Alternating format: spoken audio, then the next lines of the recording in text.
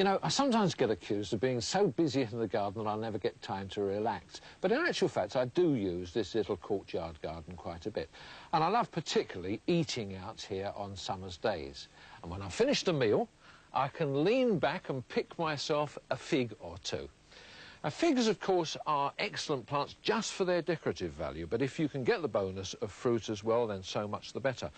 And I seem to be luckier here in the colder Midlands than some of my friends in the south. And there's a very good reason for that.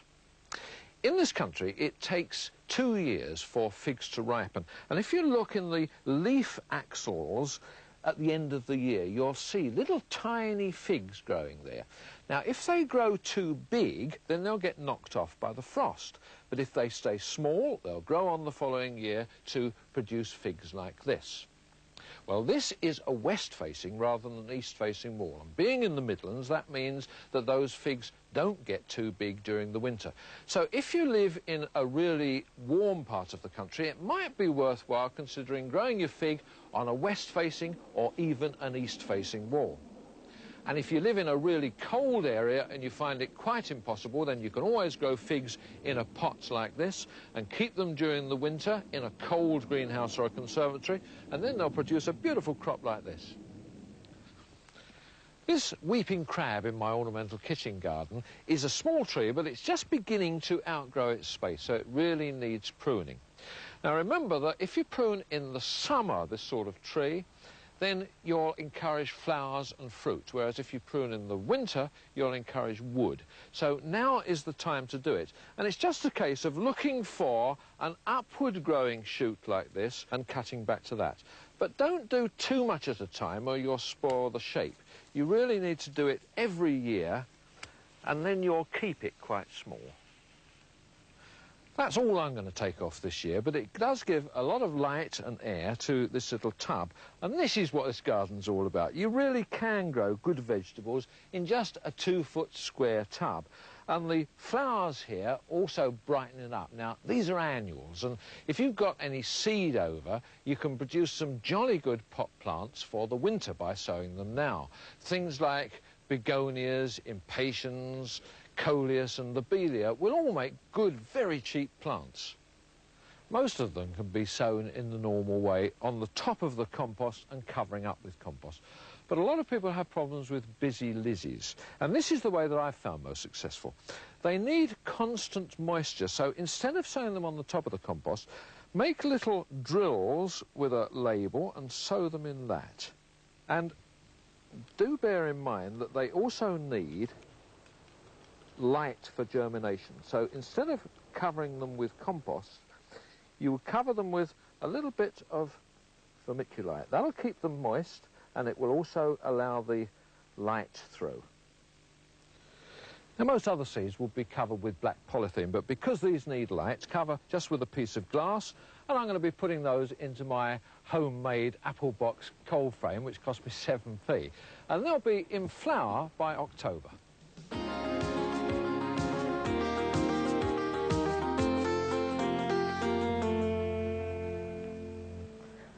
This for a hilly problem. When we asked you to let us know what sort of problems you were having in your garden, this sort of thing turned out to be a real killer. This garden's pretty extreme. It's got a slope of about 1 in 4, but over the next 4 weeks we're going to transform it from this to this. We're in Dudley, about 15 miles west of Birmingham, at the foot of the Clee Hills, and this particular estate was built less than a year ago, and the owners of this garden, Chris and Pauline Lloyd, have been living here less than 8 weeks. Well, Pippa, as you've already seen, we've got immense problems. We've got a small flat area in front of the house where our children can play. The rest of it slopes at an horrific angle with no idea whatsoever what to do with it. This is why we wrote to you in the first place. How about you, Pauline? Well, actually what we would really like is a nice, easily maintained garden. We lead a very, very hectic life. We have a hairdressing business, we've got 2 children, and we would like a garden that we can all sit and enjoy. Well, we're certainly prepared to give you a lot of help. We'll help sort out the garden in the first place, but you're going to have to do an awful lot of work yourselves as well. We'll give it a shot, Pippa. Great. Well, let's go and meet Dick Allen, the chap who's actually designed the garden for us. The problems with sloping gardens, Pippa, is that they're so difficult to maintain. they also don't use the full potential of the garden. There's a lot of wasted space. They've tried in this situation to use grass to solve the problem. But grass, as you know, is very slippery, and a slope like this is extremely difficult to mow. It certainly would be. Well, Dick, you've outlined the main problems, but how would you suggest we actually get on and sort this garden out? Well, when I arrived in the garden, I walked across the level area and felt it could be extended. By extending it, it will give the children a much bigger play area. We could easily do that by constructing a small retaining wall. Yeah, that's very well, but what about the steep slope? It's that that's really worrying me. Well, the slope could be turned to our advantage. I walked across and found a natural path across the slope, and as I walked, I placed sticks. I arrived at the bottom of the garden and felt this would be a really good area for Chris and Pauline to sit and enjoy this aspect. OK, well, you've got a good layout there with a path, but what would be the next step? Well, now we've established the path, the rest of it is very easy, because the beds can be formed around the path. There were quite a number of plants here at the beginning. What was your idea to do with those? Well, it's always important to try and save everything that you can. So I got them to lift the plants and pop them into really good-sized pots. Before we strip the topsoil, we do need to kill off the grass. By choosing a weed killer such as tumbleweed or greenscape, if you get runoff, it won't harm any other plants. It's extremely important to save topsoil. It's a very valuable commodity. In this particular garden, it will be very difficult and expensive to bring new topsoil in. Well, there's the problem garden, our designer, the design, and of course 2 willing and very hard-working gardeners. But now, for Chris and Dick, it's time to start the hard work of digging out and levelling for that all-important path. Chris, what we're going to do first of all is get rid of the soil to form this path. On this side, we're going to go down about 6 inches, and then we're going to level the ground to form the path. If you put the soil up above where you're working, because you'll need to use that again, and it's going to be easier to bring it back down when we have to re-level.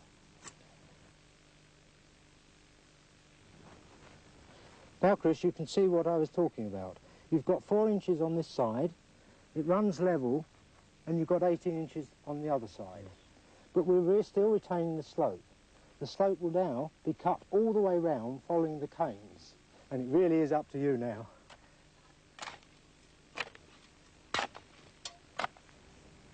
Oh, it's the instant effect of television. Chris and Pauline's garden seems to have changed just like that. But Chris, how long has it really taken you? Well, it actually took about 40 hours, Pippa, and it was pretty hard work. I think it was. It really You've was. done it all on your own? Well, most of it. I got a friend to help towards the end, but most of it's been my own labour. I should think you needed it as well. Mind you, you can really see there's a great difference along here, because at last we can walk along Yes, that's right. falling over. And Chris, what was the hardest bit of the work? Well, this section was pretty difficult, Pippa. It's still pretty Yes, bad of course, now there are as going to well. be steps in here eventually. Yeah. Now, I've got real problems in retaining this area here. Yeah, I'm something just to stop all the soil slipping coming down. Yeah. Dick, what would you suggest we do then to keep all the soil well retained? Well, Pippa, I've chosen forest palisade because it's light and easy to handle. Yeah. The poles are 3 foot long and they're machined. So that means that when you put them against each other, they're nice and tight. Yeah. Presumably they're treated or something in some way. Yes, they've been treated and will last for 15 years in the ground. Really important for this type of job. In the bottom of the trench, gravel has been put. Yep. This improves the drainage, also allows me to knock the post down to the line, and the line has been set to follow the grass bank. And again, it gives you a good straight line in this direction to follow the straight side of the path. Very important for the appearance.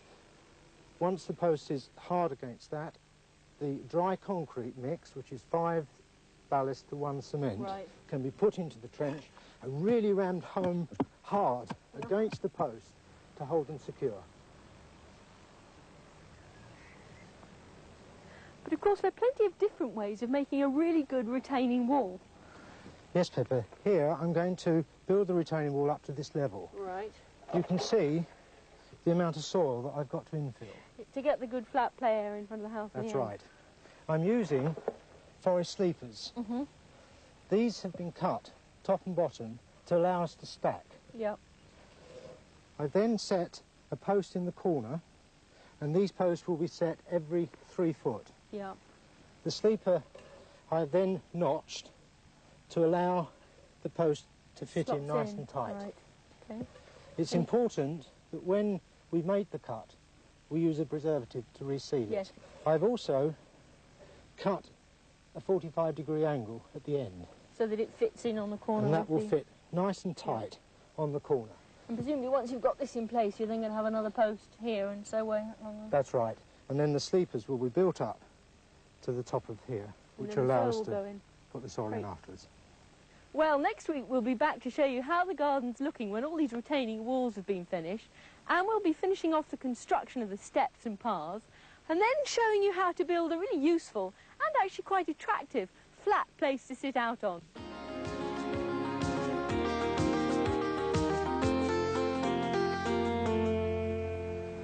You know, it's really satisfying when your first roses in a new garden begin to flower, and this one, Guinea, is looking gorgeous with its velvet red petals and fabulous scent, and there's plenty of bud to come. In fact, the whole garden's beginning to look really nice now, and there's quite a contrast between the warm colour side of the barrier I planted and the cool colours here with the striped grass and that salvia, the blue one, just beginning to come into flower. Of course, there are lots of empty spaces, and I want that because I want to be gradually building up my collection of plants over the years and need space for those. But one of the problems with this garden is that there's an awful lot of concrete and paving. So what do you do about that? One answer is containers, because it's with containers that not only can you create new space for planting, you can also provide an entirely different environment. And that's exactly what I'm going to do with this sink here. I found this when I was rummaging about behind one of Jeff's sheds, and I hope he doesn't want it back because it nearly killed me carrying it over. I've put it slantways across the corner of this little paved area to make a kind of a focal point with the plants coming up behind. I've actually put it on these blocks to raise the profile a little bit. It's got two huge drainage holes, so I'm going to partially block these with a couple of pieces of slate so the compost doesn't run out. And by using a really gritty compost, I'm going to make a little alpine garden. I want it to be really free draining, so I'm using a mix of sterile garden soil and potting compost and quite a lot of this pea gravel, which I'll mix in. And then, because I'm not going to fill it completely with plants straight away, I'm going to use some of these bits of stone that I found lying around just to make a sort of tiny rocky landscape. The planting's very simple, just 6 little alpines, a dwarf juniper, which is evergreen and will make a nice little winter outline, and then evergreen rosettes of the little saxifrage, which will have white flowers in spring. All these alpines are very easy to get hold of. You'll find them at any good garden centre. Continuing the foliage theme, a little oxalis with fascinating leaves and pink spring flowers, and a beautiful sedum which will trail about and make a carpet of purplish bronze there, and then 2 star performers. A tiny little Cicericium which opens up white flowers to the sun, and last but by no means least, one of the Himalayan gentians. And then the final touch, of course, is just to add a thin layer of this grit or pea gravel on the top. It doesn't have to be this type of gravel. Any sort of grit or anything that looks pleasant and makes a different textured surface to the garden will do. So with just a few plants and a container, I've made a very simple but quite effective feature. It took little more than half an hour. And that's the joy of container gardening, especially at this time of year. You can get almost instant colour. And I got a little dead area right next to the formerly planted bed, and I thought it would do well if I beefed it up with a bit of colour. The only problem is, if you go to your garden centre in late summer, the choice can be a bit limited, and this poor old standard fuchsia's seen better days. In fact, it fell over in the car. But there are plenty of buds on it, and I think in a week or 2 it will recover. And while it's doing that, I'm going to put some ivy-leaf pelargoniums down below to trail over the sides of the pot, next to the white busy lizzies, and I've also got some upright zonal pelargoniums, a slightly different shade of pink, which will also, I think, look pretty good.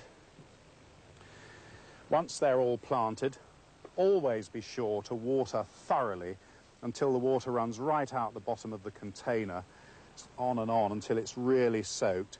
And I think in a couple of weeks' time, when those plants have recovered, that's going to look quite colourful and nice. But you know, this kind of planting, it's all very well, there's nothing wrong with it, but it's a little bit cliched. It's done an awful lot. And I thought for my main container, I'd like to try something a bit experimental, a bit different. It may not work, but it's certainly worth a try. I've got a boring, empty corner, and I've managed to find in my garden at home an old half barrel. Now, as long as those are drilled with holes at the bottom to let the water drain out, they're really good containers. If this combination works, it's going to be a success for years because these are permanent plants. The one thing the main planting has in common is the colour. But look at that contrast in texture. Round leaves of the eucalyptus, silver filigree of the artemisia, and those lovely thin spikes of that grass, and yet they all have the same silver colour. So they'll be the basis of the planting, and then I'll dress it up round the sides with these osteospermums. These have little white daisy flowers which will look nice against the drab concrete. And then the little trailing rose snow carpet has white flowers and then quite attractive dark green foliage. That will trail over the sides as well. When I saw this lily, I just had to include it because the colour's so right. Now, I know that it's completely out of proportion. In fact, it's ridiculously large. But while these other plants are developing, that will make a lovely focal point. And then when it's over, I can move it to another part of the garden. Most of these plants will get quite large. In fact, the eucalyptus will get very big and will need regular pruning. If you don't prune it, what you could end up with is the mature foliage, which isn't half as attractive as the blue-green immature leaves. In fact, left alone, these eucalypts will get up to 50 feet or more in pretty short time. So if you don't keep them under control, you could be really up a gum tree.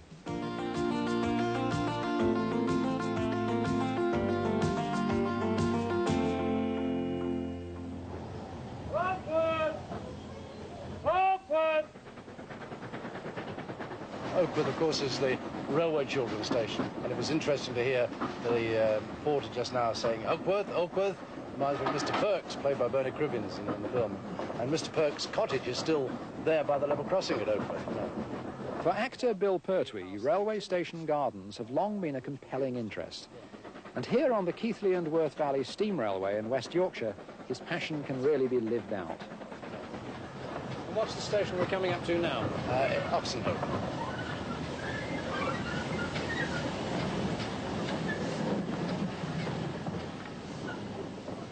Stephen, hanging baskets were always a feature of all railway stations. Well, not just pre-48, but even after that. And here's a lovely example of one, isn't it? It's very good indeed. What impresses me about this is that this station is over 600 feet up, above sea level. Well, they don't get more exposed, cold and windy than this. And this is lovely with the pelargoniums, nasturtiums, helichrysum. I mean, the normal hanging basket plant's doing very well here. Wonderful. And a great assortment, you know. I mean, these, which I call African violets or something. Somebody said, no, it's not violets. It's a Mario. Something, and they sort of turn away from me in disgust. But see, I've got these in my garden there. Yeah. I don't know the names of them, but I like an assortment of flowers. All the work on the stations, of course, is done by unpaid volunteers who give up their own time in so many ways, ranging from watering and feeding the hanging baskets and containers to risking life and limb to ensure that the line-side banks stay neat and tidy. Aren't the pansies marvellous? Yes, they are. I think they're the most versatile of all bedding plants, you know. They'll grow almost anywhere. Wonderful. They look just like velvet, some of them. Yes. And these roses, look here, all we need is a lady in a crinoline and a big straw hat with this. But aren't they looking good? They're looking very healthy, and you know there's no black spot on the leaves. And it's interesting because in years gone by, you didn't see black spot on roses because of the sulphur in the atmosphere. You know, the atmosphere was polluted with smoke, and they might just have sprayed these, but I wonder if it isn't the smoke from these railway engines that's keeping them healthy. Oh, really? But a gardening problem unique to railway gardens can be the trains themselves. David Whitehead is the station master at Oxenhope. Yes, we do have the occasional problem there, but it is occasional. If we have an excess of very hot steam coming out from the bottom of the locomotive, it can actually scald the plants.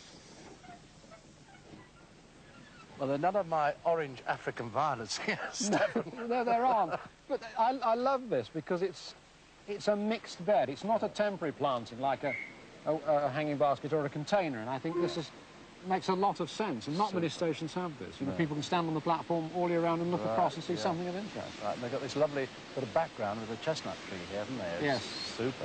And a variety of plants. In fact, they've got two of what I think are the classic railway side plants. The lupin is one, which is a plant that self-seeds on railway embankments and does very well. Yeah. And the other one is this. It's called yellow loosestrife. It's actually a wild British plant. I think it makes a good garden plant. People say it's just like a weed. At the beginning of the line is Keighley itself, and here it's the wide variety of hanging baskets which provide floral interest and colour. Super basket, isn't it? I'm no garden expert, as you know. I've told you that.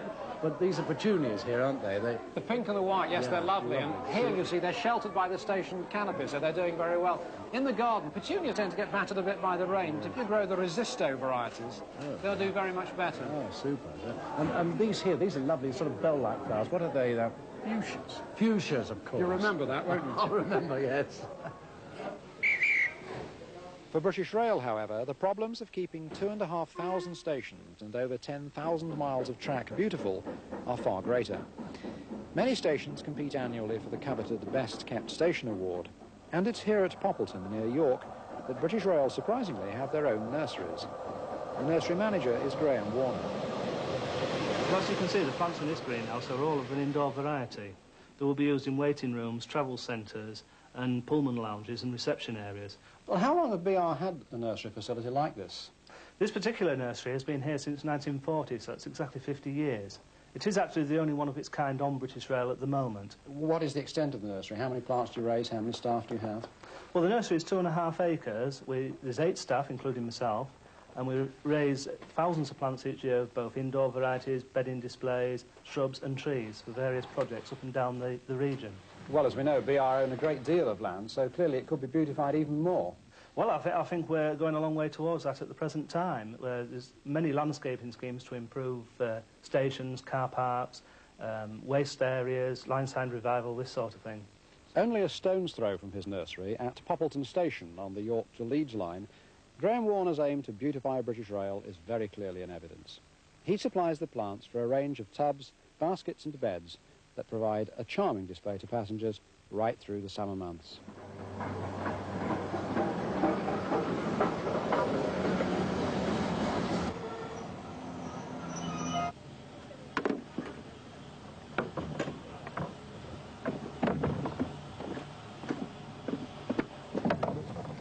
Well, Bill, where on earth did this interest in station gardens come from? Well, I saw a lady porter on a British Rail station putting up some baskets with flowers in them that she'd grown from seed. And I happened to see it, the same sort of thing happening at another British Rail station. I thought, well, maybe, you know, one ought to take a look around the country and see if this is going on in other places. But I was able to find that there were enough stations to propose doing a book about it, and that's how it started.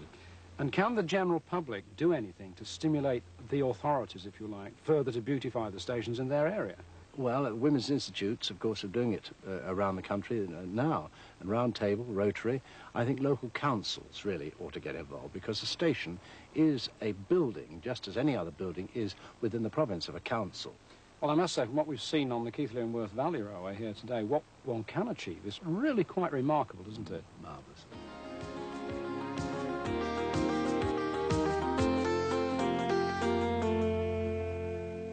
Well, like all allotments, mine is looking pretty good now, although I must say the runner beans haven't been cropping very long, because my first ones, if you remember, were clobbered by the frost. But they look pretty good growing in amongst the sweet peas. And there have been plenty of French beans as well. And the celeriac's looking very good this year. No sign of bolting there, which I'm sure is down to the wet weather. It's much the same story with the shallots. Not very many bolters there. And now I'm lifting these to make way for the next crop. But of course, before storing, these need to be dried in the sunshine. And I do that on this little wire netting frame. Well, of course, the secret of success in an allotment really is high fertility. So I use lots of manure and compost. And I also make worm compost. And it's these little brandling or manure worms that do the job. They'll rot down any green material to produce a beautiful, rich compost like this, which has lots of plant nutrients in it and growth-promoting hormones too. Now, you can do it in an old dustbin with some holes in the bottom, but there's a custom-made job on the market now which is much better. It consists of a plastic bin, and inside is a little platform which will separate the solid compost from the liquid, which you can tap off at the bottom and use as a liquid fertiliser. The whole thing comes complete, and you just put in their starter compost first of all, and then you just add the worms to that and leave it for a few days for them to get acclimatised, and then very gradually start filling it up with green material. Do that until the bin is full, when the worms will have worked their way to the top and the compost is ready for use. The compost bin costs £38.45. If you've got an allotment, then you've almost certainly got room to grow a few wallflowers. And if you've sown a few, then now's the time to transplant them. It's much better to transplant them because you'll get really bushy plants, and better than you would buy at the garden centre. They're done really just like cabbages. In fact, of course, they are members of the cabbage family. And I do mine with a dipper. Just put them in about 6 inches apart. There's no need, of course, to be accurate about this at all. I just guess it and firm them in nicely. But one thing that it is important to do is to make sure they get away by giving them a really good puddling in afterwards. If your strawberries have finished fruiting, now's the time to cut off the old leaves down to the new crown. They'll look pretty awful to start with, but very soon they'll produce a vigorous new crop of leaves, and next year, of course, a vigorous new crop of fruit. Well, next week you'll be able to see that our sloping gardens are coming on fast. Pippa Greenwood visits to see what's going on there, while Anne Swithenbank will be going to a retired miner's garden in Swadlingcote. That's ablaze with colour, mostly from half-hardy annuals and perennials. Nigel will be visiting a garden not far from here, actually, where the owners have converted a stable yard into a beautiful garden. And, of course, I'll be back here at Barnsdale reminding you what you should be doing in your own garden. Goodbye.